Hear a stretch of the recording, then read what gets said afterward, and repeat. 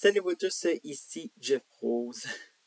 Beaucoup d'actions en politique dans la région métropolitaine de Montréal. On a, par exemple, au niveau municipal, c'est les élections municipales. Alors, évidemment, on est dans la dernière semaine de campagne électorale dans ce niveau politique.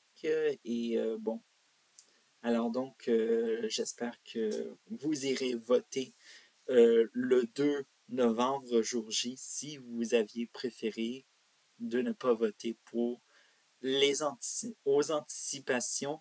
Eh bien, votre 2 novembre sera marqué dans votre calendrier. Autre chose, évidemment, on passe au niveau provincial. On a deux sondages très intéressants de Somme La Presse sur le premier ministre du Québec, François Legault, mais également les priorités.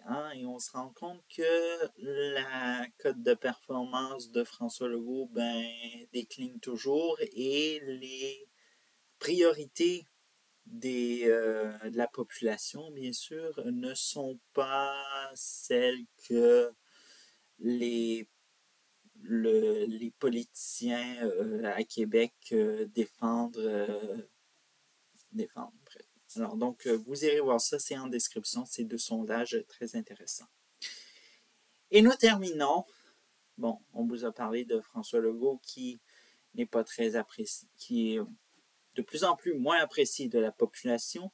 Eh bien, il y en a une au niveau fédéral qui est, soit disons-le, dans une tempête, même dans une saga électorale, et c'est la députée fédérale de la circonscription de Terrebonne, Tatiana Auguste. Alors, pour certains, tout dépendant de votre circonscription fédérale, l'élection semble réglée. Mais pour la circonscription de Terrebonne, ce n'est pas réglé. Et dites-vous que le jugement s'est fait au palais de justice de Saint-Jérôme. Et il y avait les avocats du Parti libéral, il y avait les avocats du Bloc québécois, parce que, évidemment, Nathalie Sinclair Desgagnés, alors donc celle qui était la députée sortante, avant la victoire controversée de Tatiana Auguste, a dit que le compte est un petit peu inexact et voilà où nous en sommes. Mais également, ce qui amène, soit disons-le, le PLC ou encore le BQ à aller au tribunal, c'est parce qu'il y a eu un recomptage qui a été tellement mal fait. On a appris que il y avait des bulletins de vote par la poste qui ont été étiquetés de la mauvaise adresse. Et ce qui amène à dire que le vote d'une électrice qui s'est manifestée à temps, qui dit en effet que le vote est en effet égalitaire et il faut la majorité de la population est un peu d'accord qu'on soit pas comme genre pour qu'on soit pas bloquiste où on le soit. Il faut que la démocratie soit respectée à la lettre et il faut reprendre l'élection. Évidemment. Mais également, c'est ce qu'on pourrait entendre, qu'il faut reprendre l'élection du côté de l'avocat du Bloc québécois. Mais du côté du Parti libéral du Canada, on dit que c'est irraisonnable, c'est ci, c'est ça. Mais au final, on s'entend que l'avocat du Parti libéral est juste là pour maintenir Tatiana Auguste, qu'il s'agit qu'elle soit élue par tricherie ou pas. Bref.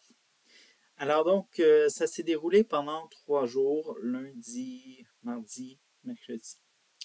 Finalement, il y a eu une décision qui est tombée hier. C'est que l'élection ne sera pas reprise. Ça veut dire que une éventuelle partielle dans la circonscription fédérale de Terrebonne est à oublier pour tous ceux qui voulaient reprendre l'élection. Mais il y a, soit disons-le, de l'espoir que les avocats du Bloc québécois ont actuellement 8 jours pour aller porter en appel. Et puis en effet, comment on pourrait appeler ça?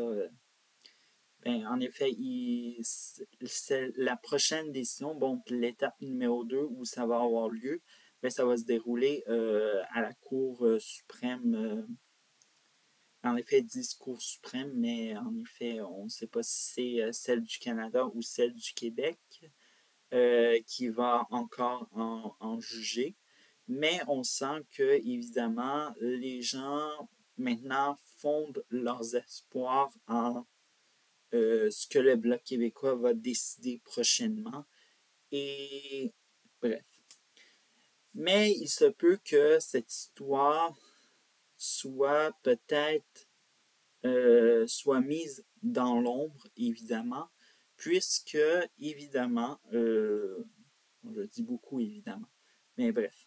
Ce qui arrive actuellement, c'est que la semaine prochaine, on a un budget et dites-vous que le budget au fédéral qui va se dérouler le 4 novembre prochain, dites-vous que c'est un peu comme partir une rangée de dominos qui se renversent l'un après les autres. Hein. Ce qui veut dire que si le gouvernement minoritaire de Mark Carney tombe, eh bien, c'est cette histoire-là qui va être mise dans l'ombre, et ça, c'est l'autre domino qui tombe après celui du gouvernement minoritaire de Mark Carney.